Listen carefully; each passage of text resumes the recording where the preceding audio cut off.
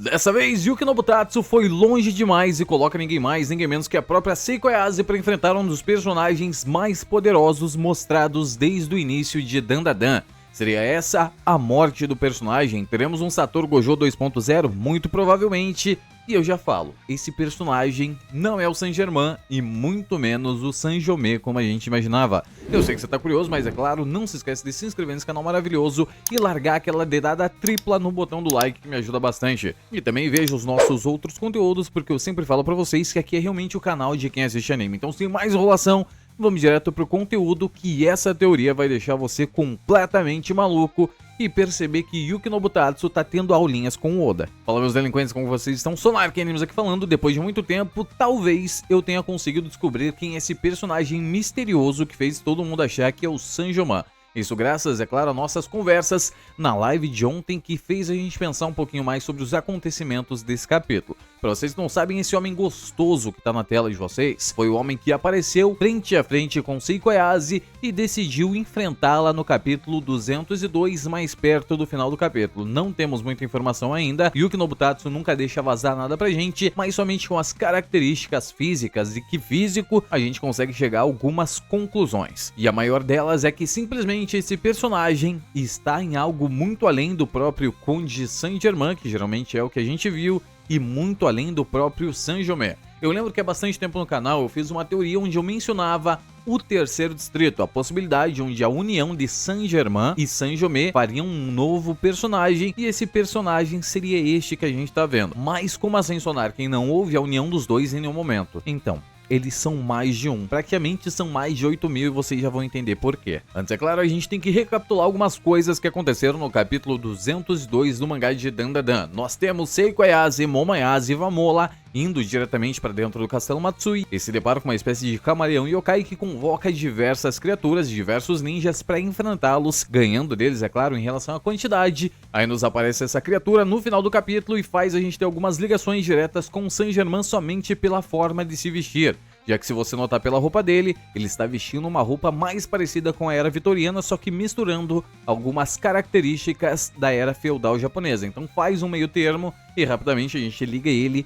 ao Saint-Germain. Só que as coisas se complicam se a gente voltar por volta do capítulo 163 do mangá de Dandadan. Olha, as roupas do Conde Saint-Germain são roupas completamente da era vitoriana. Não tem diferença nenhuma, não tem aqueles trejeitos, digamos assim, de roupas japonesas, de roupas do período feudal. Então automaticamente a gente descobre que ele não é o Saint-Germain somente por causa dessas características. A roupa completamente diferente e os símbolos dos Illuminates que ele sempre usa em todas as suas aparições e os seus brinquedos de cruz digital que ele também utiliza a todo momento. É claro também que a sua postura é sempre um pouco mais imponente, a não ser, é claro, nos momentos em que ele se apresenta para alguém que ele tem uma certa intimidade desconhecida, digamos assim, coisas que ele faz constantemente por volta do capítulo 162, quando ele se apresenta de forma extremamente educada, chamando todos os personagens de senhor. Isso acontece com o Takakura, quando ele diz senhor Takakura, perguntando pro nosso queridíssimo Okarun como diabos eles vão derrotar o yokai da Carta das Cantigas Féricas. E isso se repete em todos os momentos do capítulo 162. Sempre que o Saint-Germain aparece em tela, primeiro a gente não vê os olhos do personagem, talvez tenha um mistério escondido aí, com toda certeza. Mas todos os momentos que ele aparece no capítulo 162, 163, ele se mostra alguém extremamente culto, mostrando respeito por todos os personagens que são considerados aliados dele. Daí no final do capítulo 163, o personagem despiroca da cabeça e age como um baita de um bunda mole, exatamente como ele fez para roubar os poderes do Mini Lulinha, metendo a faca no personagem. E é graças a essas características que chegamos à seguinte conclusão: Yuki Nobutatsu na realidade é um vagabundo cara de pau que constantemente tenta utilizar esse personagem para enganar a gente e deixar a gente cada vez mais imerso na sua própria obra, e é aí que ele consegue mostrar a sua genialidade. Esquece Barba Negra, a teoria dos 3 corações, porque aqui o negócio é um nível completamente absurdo. Eu não consigo saber em quem ele se inspirou para fazer esses personagens, mas com todo o respeito, Yuki Nobutatsu, ao mesmo tempo que eu gosto muito de você, eu te odeio porque você atrapalha meu sono à noite, porque eu fico pensando em que caralhas ele tá apresentando para trazer conteúdo para vocês. Lembra que eu mencionei para vocês aquela questão de respeito, que o Saint-Germain sempre trata todo mundo com muita educação, ao menos nos quadros que ele foi apresentado pra gente, quando a gente sabia que era o Saint-Germain? Então, ele faz a mesma coisa quando é apresentado pra gente o Sanjome. ele claramente apresenta uma cena no capítulo 121, a primeira vez que vemos o Sanjomé, ele saindo diretamente dos portões do inferno, literalmente, é claro. Ele viu uma senhorinha no trem e decide dar um lugar para a senhorinha sentar. Aí a gente percebe que este é um paralelo aos acontecimentos do capítulo 202, quando esse personagem misterioso, que a gente não sabe ainda se é o Saint-Germain ou Sanjome, aparece simplesmente reverenciando o Seiko Ayase. Isso mostra, claro, que a criatura, além de sair dos portões do inferno, além de fazer o sonar quem não conseguir dormir direito à noite, ela simplesmente respeita os idosos. Maravilhoso, uma salva de palmas ao profissional. Yuki Nobutatsu não vale absolutamente nada, porque ambos os personagens trata todo mundo com muito respeito, tem diferenças características e sim, a gente sempre foi apresentado para o Sanjome como alguém mais moderno, alguém que fala normalmente, só que tem um poder de manipulação gigantesco e alguém extremamente educado em relação aos idosos. E em todos os diálogos que ele teve com outros personagens, ele trata todo mundo exatamente normal, só que é claro, dentro das características dele e o modo de se vestir é sempre do mesmo jeito. O Sanjome nunca foi apresentado pra gente de formas diferentes. É claro, somente no final do capítulo 163, quando ele se veste igual ao Saint-Germain para roubar os poderes do yokai da Carta das Cantigas Féricas. Mas, Sonarken, por que você afirma que o Sanjome se vestiu de Saint-Germain para roubar o poder do yokai da Cartas Féricas? É simples, porque durante todo o combate, Saint-Germain não identificava, falava que não conhecia o yokai da Carta das Cantigas Féricas, mas o yokai da Carta das Cantigas Féricas sabia quem era ele. E no final do arco, de forma inexplicável, aí o Saint-Germain foi até o yokai da Carta das Cantigas Féricas e meteu a faca no mini Lulinha. Eu acho isso inaceitável, até porque o Saint-Germain que apresentou pra gente não faria esse tipo de coisa covarde, tá? Então claramente é o Sanjome que estava aí com as mesmas roupas do nosso queridíssimo Saint-Germain. É simplesmente pela forma de agir que foi completamente diferente, mas isso não evita algumas possibilidades, digamos assim, tá? Os personagens podem estar dentro do mesmo corpo, só que dividindo personalidades completamente diferentes. Isso explica o jeito de se vestir de cada um, o jeito de andar de cada um e o jeito de falar de cada um também, né? E também explica as diferenças dele. Quando o Sanjome assume o corpo, ele age de forma completamente diferente, e quando o Saint-Germain assume o corpo, ele age defendendo as demais pessoas. Pra quem não sabe, Saint-Germain é baseado no Conde Saint-Germain da Transilvânia, e nesse canal maravilhoso tem teorias maravilhosas mencionando sobre a possibilidade deles serem o mesmo indivíduo dentro do mesmo corpo, indivíduos separados que buscam uma união, que seria a união da teoria do terceiro distrito. E se você voltar naquele vídeo do terceiro distrito, você vai ver que na teoria eu já menciono a possibilidade de existir uma terceira criatura, um terceiro indivíduo fundindo esses dois, Saint-Germain e Sanjome. Mas piorou a situação. Existe uma possibilidade de existirem milhares do mesmo personagem. Sonarken, como assim? Vou ver diversos gostosões na minha tela todo dia em Dandadan?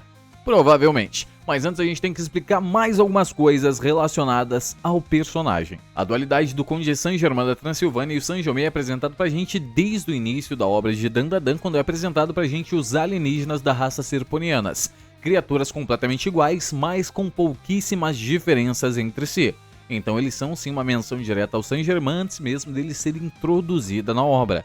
E a gente usa isso como exemplo para definir algumas coisas. Em todos os aparecimentos do Saint-Germain e o Sanjome, a gente primeiro é apresentado ao Saint-Germain, por volta do capítulo 120, ele também é mencionado muito antes, mas logo sempre após o aparecimento do Saint-Germain, temos com toda certeza na sequência o aparecimento do Sanjome. Foi assim no capítulo 120 e no capítulo 121. No capítulo 163, apresentamos primeiro o Saint-Germain e depois fomos apresentados ao Sanjome vestido de Saint-Germain. E se vocês avançarem um pouco mais por volta do capítulo 169, essa menção onde possivelmente existe milhares da mesma criatura é concluída. Simplesmente porque temos Sanjome enchendo o saco do nosso meninão Ocarun, tentando roubar os seus poderes, só que dessa vez numa batalha de extremo conhecimento. E num dos diálogos mais interessantes dos personagens, ele menciona a forma de vibração das ondas, que elas altamente se anulam se vibrarem na mesma intensidade. Então é como se eles não estivessem fazendo absolutamente nada, mantendo um padrão vibracional exatamente como o som normalmente se comporta. E isso já explica como eles fariam para fazer essa união. Mas se você seguir os quadros, aí a gente tem o quadro mais importante de todo o Dandadan, onde ele diz: células humanas constituem apenas 10% de todas as células do corpo. Os 90% restantes são compostos apenas por bactérias. Ou seja, ao invés de ter livre-arbítrio, todas as ações humanas são decididas por essas frequências vibracionais que são características de suas bactérias. Identificando, é claro, por esses diálogos, a gente nota que ambos os personagens têm uma forma de agir já prescrita exatamente como se fossem yokais, então eles não têm pensamento próprio, a não ser, é claro, se tomar controle dessas situações vibracionais. Aí eles têm vontade de agir por qualquer caminho. Isso explicaria porque todos querem o Dandadan, porque todos querem a iluminação, porque eles teriam livre vontade de fazer o que eles quiserem, renascer ou não, transcender a própria existência ou não. Aí só explicando um negócio pra vocês rapidinho, tá? Muita gente não entende porque diabos o Sanjome aqui não roubou os poderes do Okarun, já que o Okarun se rendeu. Ele realmente venceu o Okarun, diferente de que muita gente imaginava, só que o Okarun não estava com seus poderes. Tanto é que ele pega na adaga Shura quadros depois e percebe que ela não mudou de cor, e percebe que não deu ativação das adagas Kozuki, identificando que o personagem não tem mais poderes. Até porque aí ele já perdeu a Vovó Turbo. Se ele tivesse com a Vovó Turbo aí, já era pro nosso meninão Okarun, ele ia ser espetado com toda certeza. Sonarkin, pelo amor de Deus, para de me torturar. Que diabos é esse maldito desse personagem? Calma, meu delinquente, você tá muito apressadinho hoje. Já tomou aquele cafezinho gostoso da manhã que todo mundo toma? Olhando pela característica dos personagens, se você olhar as características desse personagem, ele revela algumas diferenças. O cabelo é mais curto, é claro, e também ele não carrega os símbolos dos Illuminates, e muito menos, é claro, também os brincos do Saint-Germain. E não se veste de uma forma moderna como o Sanjome se veste. E muito menos, é claro, age da mesma forma que o Sanjome age. E graças a isso a gente chega à seguinte conclusão. Olhando diretamente para as roupas completas do personagem, depois que ele para de ser um gostoso na nossa tela, que ele veste finalmente as suas roupas, a gente chega à seguinte característica dele, tá? Ele veste o meio termo entre o moderno do Sanjome e o arcaico do Saint-Germain, com as roupas da era vitoriana, com as roupas do período feudal. É uma representação mais ou menos como algo europeu nipônico, digamos assim. Lembra do período do Nioh? Não sei se vocês jogaram. Os personagens de Nioh, os personagens europeus ao menos, iam pro Japão, eles mantinham meio termo nessa vestimenta. Ficavam parecidos com os japoneses, mas mantendo sempre os traços europeus. No caso desse personagem específico, aquele lenço bufante que ele tem no pescoço é uma mistura dessas duas formas de se vestir. Então, graças a isso, esse personagem não é nenhum dos dois, mas tentam enganar a gente como se fossem os dois ao mesmo tempo. Quem explica melhor, que diabo de personagens é esse? Ele seria nada mais, nada menos que Sanjoman. Como diabo, Sonar? Que caralho que é essa Sanjoman? Tirou da bunda isso daí? Não, Sanjoman significa claramente milhares. Se a gente pegar os kanjis representando San, significa terceiro, Jo significa algo como rua ou caminho, e Man, algo como milhares, uma quantidade quase que incontável, coisa que aconteceu diretamente no capítulo 202 do mangá de Dandadan. Note que ele controla diversos oponentes, diversos ninjas mascarados, e não foi por acaso que Yuki Nobutatsu fez isso. Até porque Yuki Nobutatsu sempre usa uma representação real do que existe dos yokais misturadas a conceitos modernos. Então Yuki Nobutatsu sempre mistura o existente com o inexistente, fazendo uma ligação entre essas duas coisas. E não foi diferente dessa vez com a apresentação desse novo personagem, de Sanjoman, que acabou de chegar fresquinho pra gente. O que ele é? Aí fica mais complicado de definir. Ele pode ser uma versão do outro personagem, do Saint-Germain contra o do Sanjome, ou pode ser a união desses dois personagens quando a personalidade deles ficam estáveis. Aí ele age como Sanjoman, mas com toda certeza este é o nome do indivíduo. E se não for,